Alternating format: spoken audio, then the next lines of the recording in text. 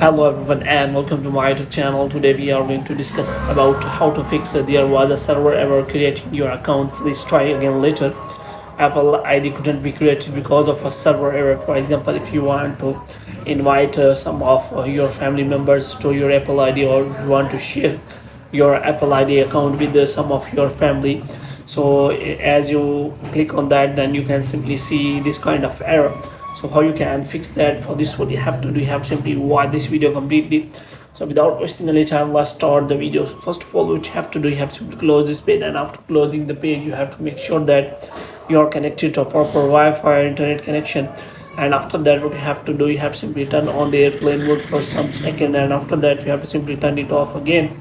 And the next thing you have to do is you have to simply go to settings, and after that you have to go to general, and you have to scroll it down until you find the option of transfer or reset iPhone.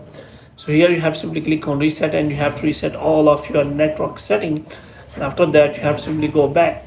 Now what you have to do, you have to simply go to name or Apple ID, and after that you have to simply go to family sharing, and you have to try again to add that person into your Apple family sharing.